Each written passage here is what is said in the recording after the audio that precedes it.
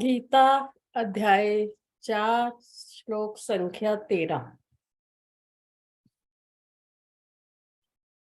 भगवान श्री कृष्ण कहते हैं कि सारा जगत मैंने ही रचा, पर मैं जगत रच कर भी अकर्ता हूँ। इस श्लोक में यही कहने जा रहे हैं। चातुर्वर्ण्यम मया सृष्टम गुण कर्म विभागशः तस्य कर्तारमपि माम विद्धे कर्तारमव्ययम्। भगवान कहते हैं चतुर्वर्ण्यम, 4 वर्ण होते हैं ना, ब्राह्मण, क्षत्रिय, वैश्य और शूद्र। ये है चतुर्वर्ण्यम का अर्थ। मया मैंने मेरे द्वारा, सृष्टि मैंने सृष्टि में, गुणों से और कर्मों के विभाग से बांटा हुआ है।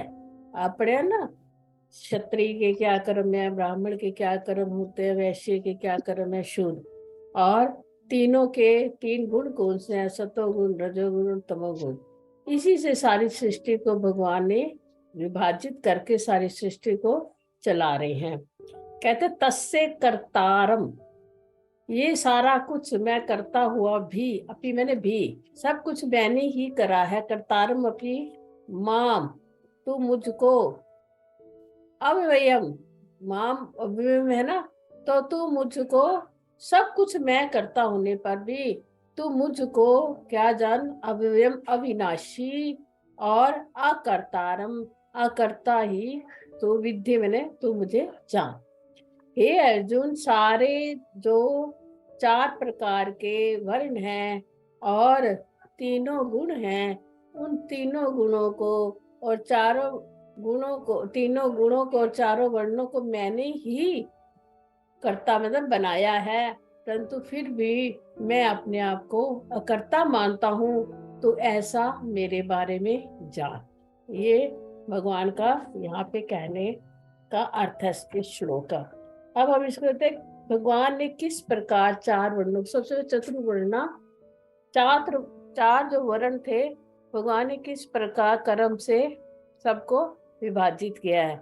और 3 गुण, सतो, रजो और तमो से। कहते हैं 4 प्रकार के जो जीव होते हैं, ब्राह्मण, क्षत्रिय, शूद्र और वैश्य। और उसके बाद होते हैं देवता लोग, ऊपर के लोकों में देवता, पितर और नीचे की त्रियक योनियां। ये सारी चीजें भगवान ने रची हैं। भगवान के सिवाय और कोई नहीं है इसको रचने वाला। यानी अगर भगवान ये कहे कि ये मैंने सब कुछ मैंने ही किया, तो भगवान कर्ता बनेंगे ना। पर भगवान ऐसा कुछ नहीं कहते। वो कहते मैं करता हुआ भी कुछ नहीं करता हुआ, पर जीव थोड़ा सा भी कर्म करता तो कहता है मैंने किया। ये भेद हो गया ना। और जो हम थोड़ा सा भी कर्म करते हैं, हम वे होते हैं, हमारी उस सब चीजों का क्या होता है, नाश होती है चीजें हमारी। परंतु भगवान इतना कुछ करते हैं, इतने कर्म करते हैं, इतना कुछ करते हैं, परंतु वो उनका व्यय कभी नहीं होता, उनसे कोई खर्च कभी भी नहीं होता। वो क्या होता है, अव्यय होते हैं, अविनाशी होते हैं, उनकी कोई चीज नाश नहीं होती, इसलिए भगवान को अविनाशी भी कहा गया है। तो कहते हैं 4 प्रकार की योनियां जैसे ये इसमें होती है ना, हमारे जीवों में होते हैं, इसी प्रकार की 4 प्रकार की योनियां जो पशुओं में भी होती हैं, पक्षियों में भी होती हैं, और स्थावर होता है ना, जैसे जो खड़े हुए हैं वृक्ष आदि, इनमें भी 4 योनियां भगवान कहते हैं मैंने सब जगह बांट के रखी हुई हैं। ये सारा संसार मेरा इस प्रकार बटा 3 गुण और 4 योनियों के साथ। अब ना पक्षियों में अगर हम लेना, तो कबूतर कौन सी योनि में आता है? ब्राह्मण योनि में आता है। और जो कबूतर और बाज होता है क्षत्रिय, क्षत्रिय की निशानी है बाज। और चील होती है वैश्य की, वैश्य होता है ना जो। और कौवा होता है शूद्र। देखो कौवा शूद्र माना गया है शास्त्रों में, शूद्र योनि कौवे की होती है। और जो वृक्षों में अगर लें, तो पीपल का जो वृक्ष होता है वो ब्राह्मण कहलाता है। तो पीपल के वृक्ष की हम पूजा करते हैं जैसे ब्राह्मणों की पूजा करते हैं, करते हो ना सारे। पीपल क्या है, सात्विक है एकदम। इसमें से ऑक्सीजन निकलती है व्यक्ति को, और जो व्यक्ति को जीवन देती है। पीपल का वृक्ष सबसे उत्तम वृक्ष माना गया जितने भी वृक्षों में है। अश्वत्थम सर्व वृक्षाना, है ना, गीता में 10वें अध्याय में भगवान ने कहा मैं अश्वत्थ, यानी मैं क्या हूँ, पीपल का पेड़ हूँ सभी पेड़ों में। यानी सबसे श्रेष्ठ क्या हो गया, पीपल का पेड़। और जो नीम का पेड़ है ना, वो क्षत्रिय योनि में आता है। नीम कड़वी होती है ना, क्षत्रिय भी कड़वे ही होते हैं, युद्ध करते हैं। और जो वैश्य योनि में जो इमली होती है ना, इमली का जो वृक्ष होता है वैश्य योनि में आता है। और जो कीकर का पेड़ होता है वो शूद्र कहलाता है।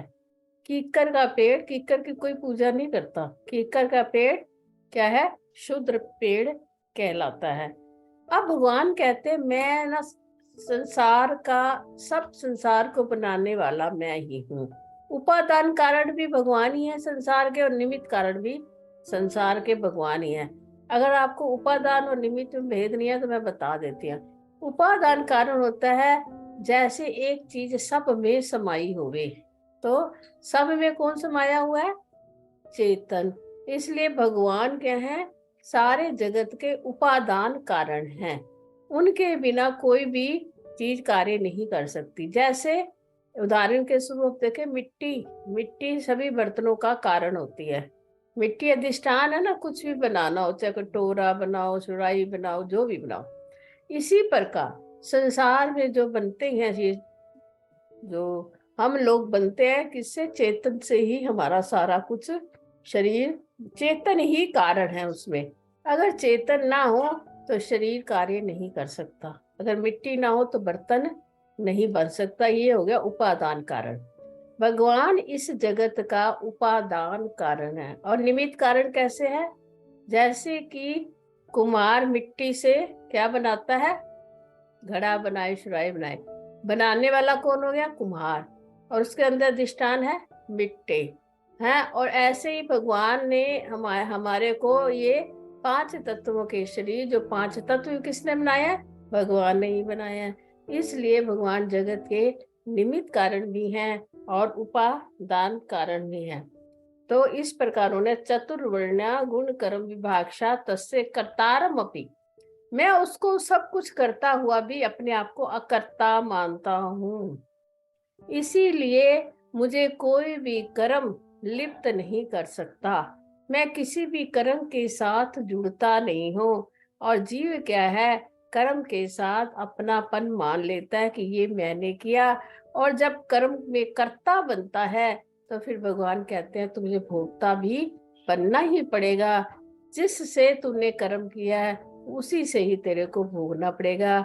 इस शरीर के द्वारा ही हमारे सारे कर्म होते हैं, और शरीर ही सारे कर्मों का जो कर्ता बनता है।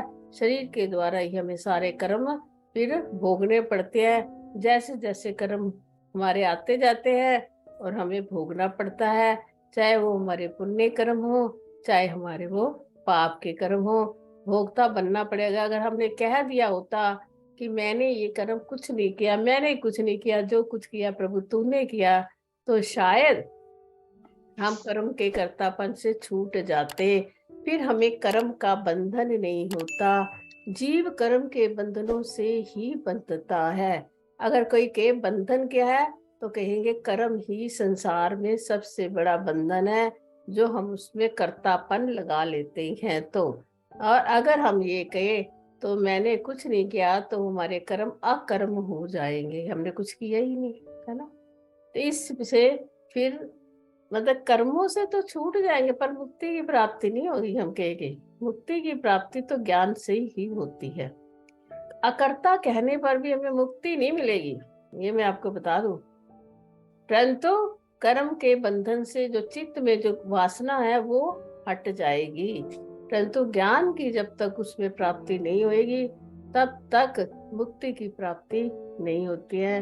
हरि ओम तत्सत, हरि प्रिय ओम मित्रों, तत्सत, अगर आपको हरि मेरी ओम। ये वीडियो पसंद आई हो तो उसको लाइक कीजिए और मेरे चैनल को सब्सक्राइब कीजिए। धन्यवाद।